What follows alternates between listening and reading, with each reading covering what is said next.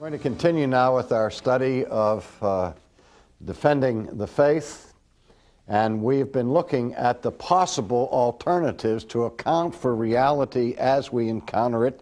And you will recall we listed the four principal arguments to account for the universe as we know it. The first one being illusion, the second one being self-creation, the third was self-existence, and the third was creation by something that is self-existent ultimately. So we noticed again that 3 and 4 both have the idea of self-existent being in their premise, and we'll get to that later, but the first two are two that we have to deal with before we come to 3 and 4, and we've already eliminated that one, making use, of course, of the Cartesian manner of reasoning to a knowledge of the self.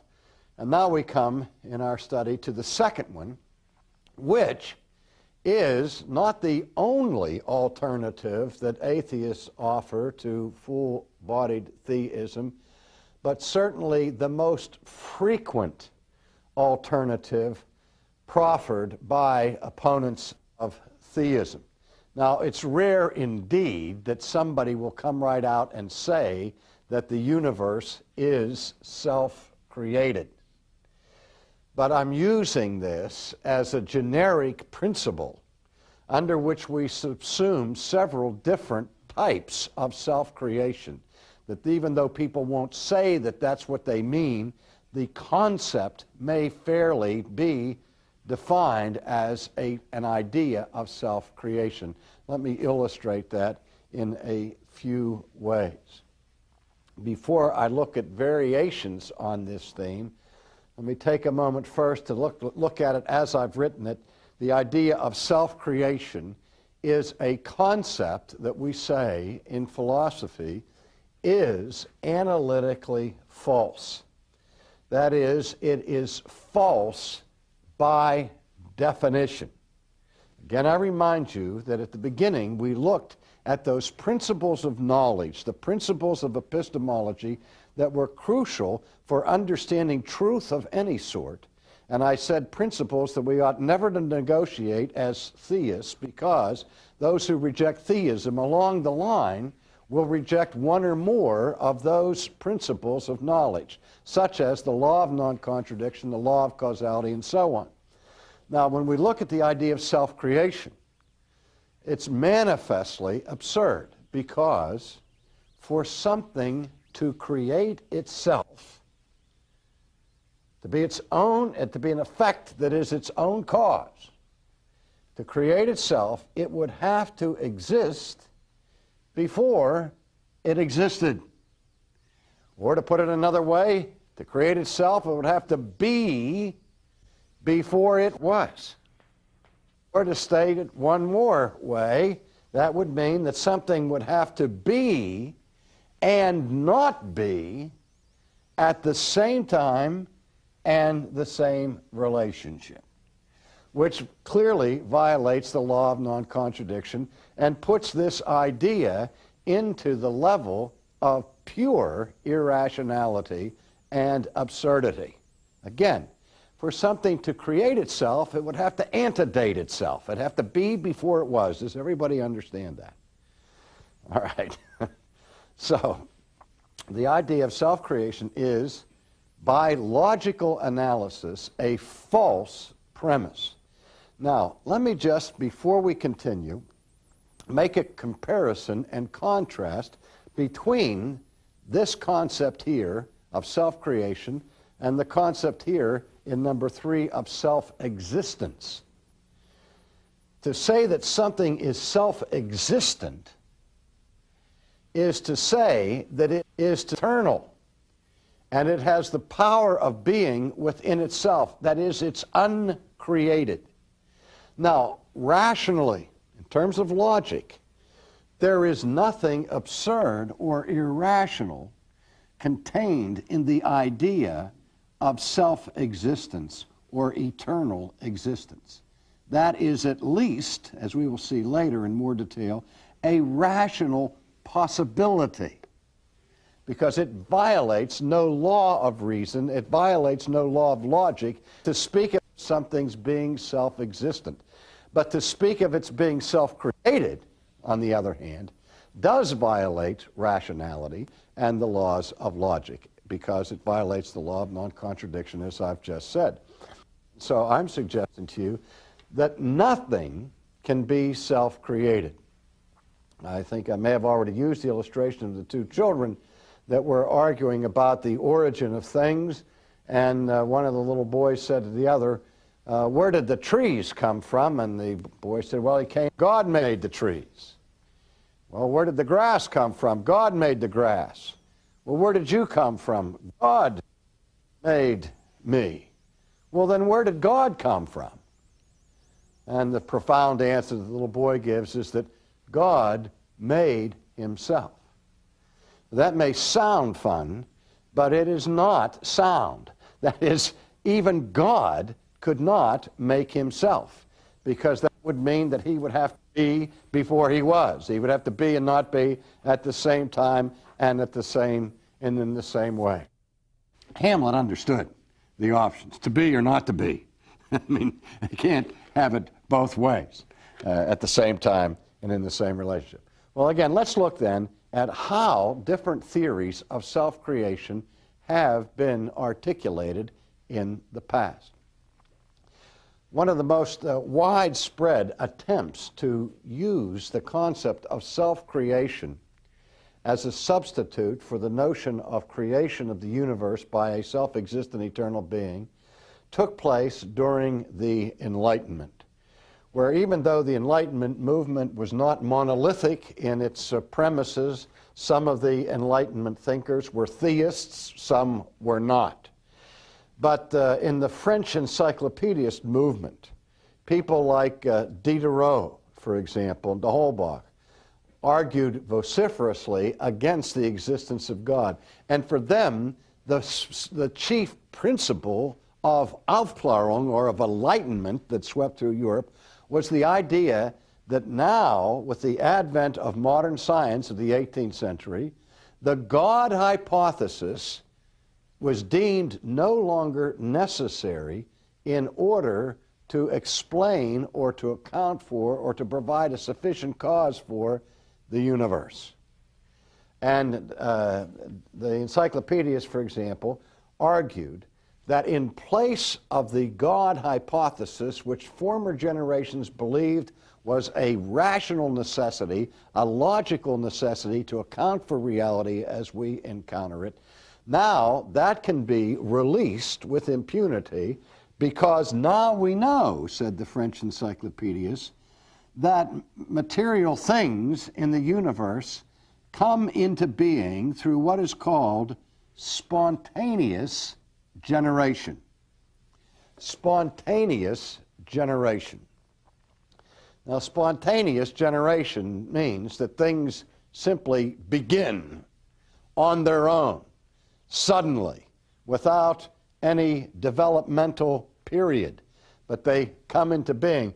And the idea came to pass where people would go out and they would see mud puddles that had happened overnight in the street, and they'd look down in the mud puddles and they'd see tiny little fish eggs or tadpoles, and they'd say, well, look what's happened here in this mud puddle. Life is just coming spontaneously out of the mud puddle, not analyzing what was going on with birds carrying things and dropping them in the mud and so on, that the causes for the origin of the tadpoles were not visible to the naked eye. And so there was a period of time in history where people believed that ex nihilo things came on their own. That is, the fundamental law of science was ignored. Ex nihilo nihil fit. Let me write that down. Ex nihilo nihil fit. Out of nothing, nothing comes.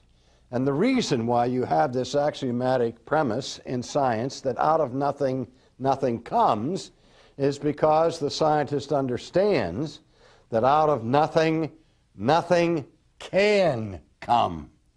It doesn't come because it cannot come.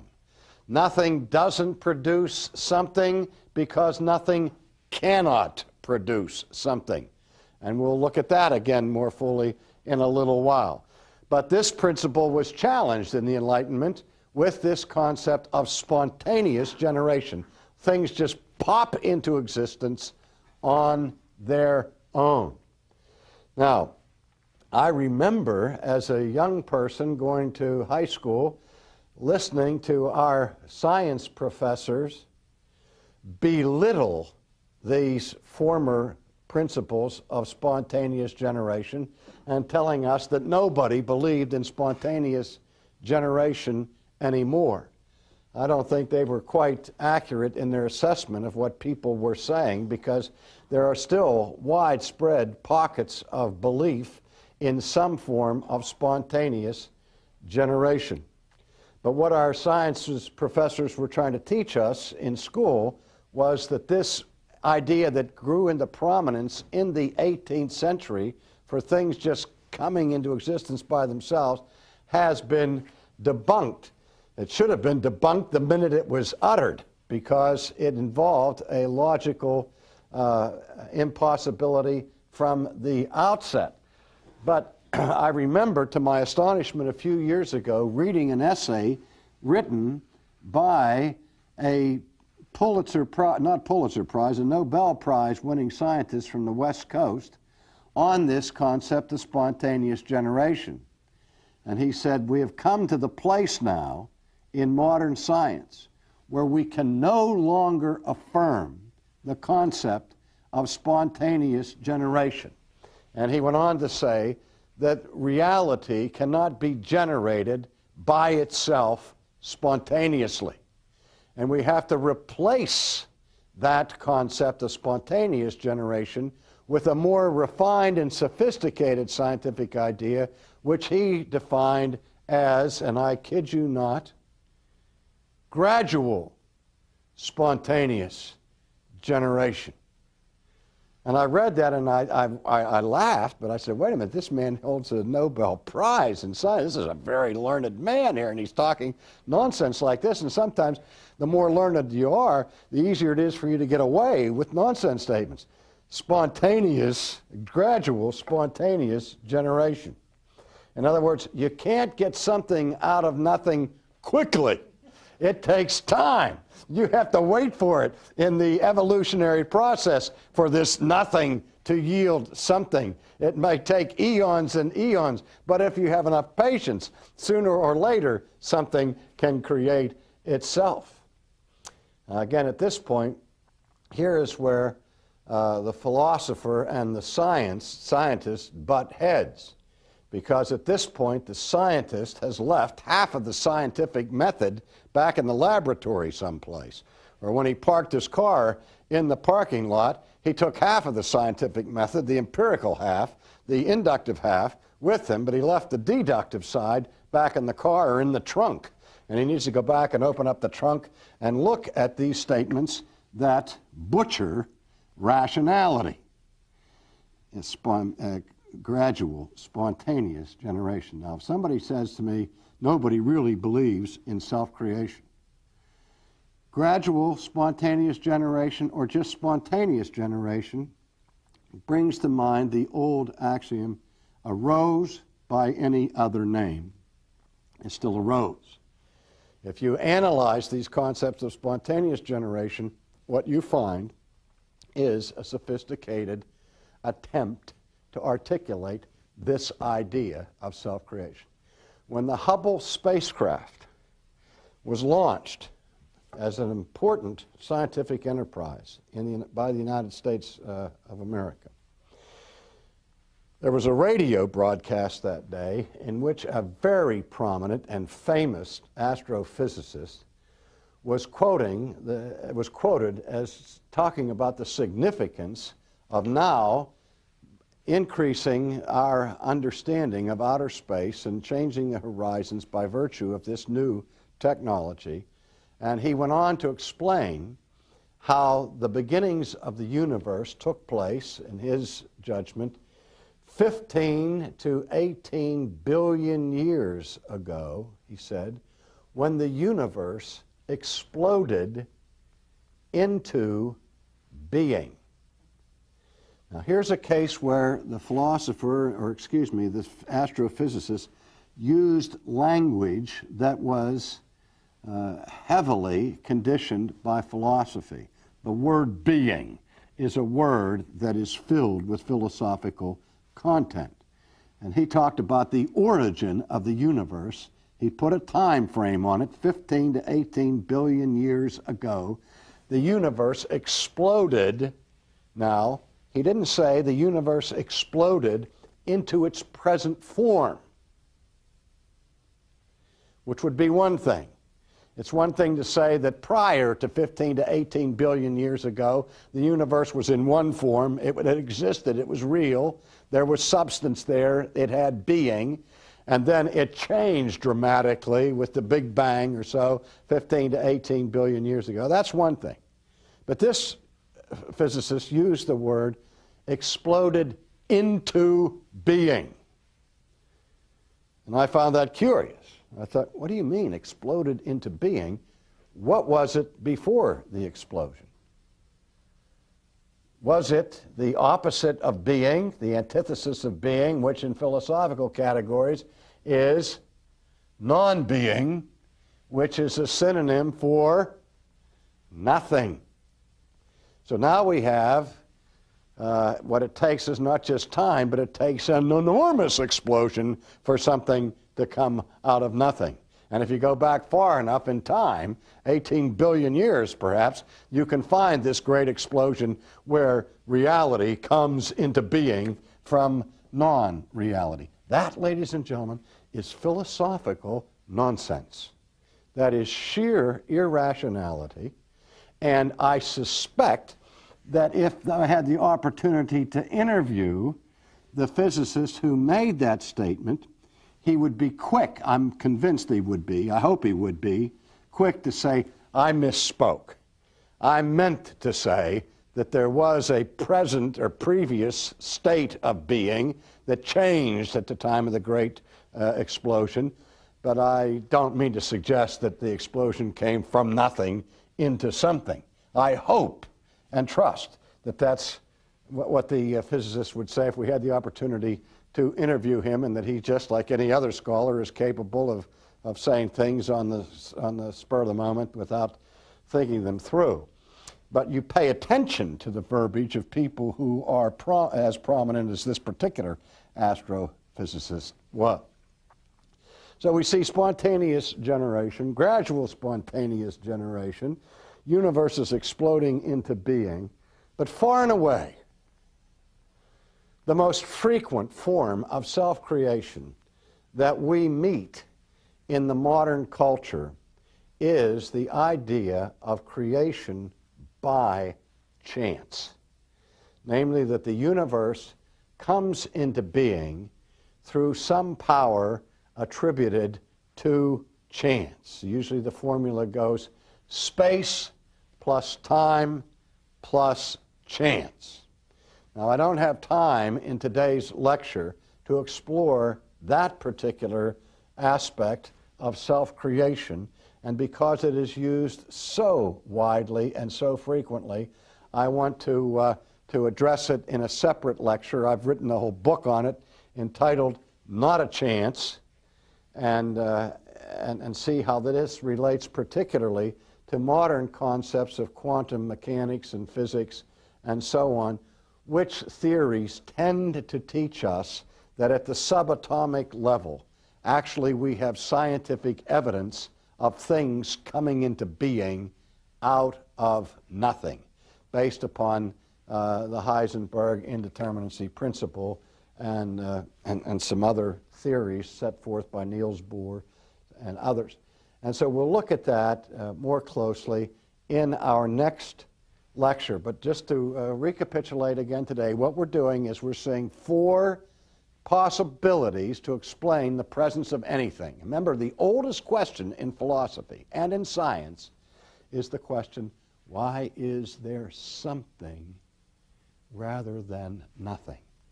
And I've tried to labor the point to you that I want you to think about, if there ever was a time when there was nothing, absolute nothingness, no God, no matter, no nothing, what could there possibly be now?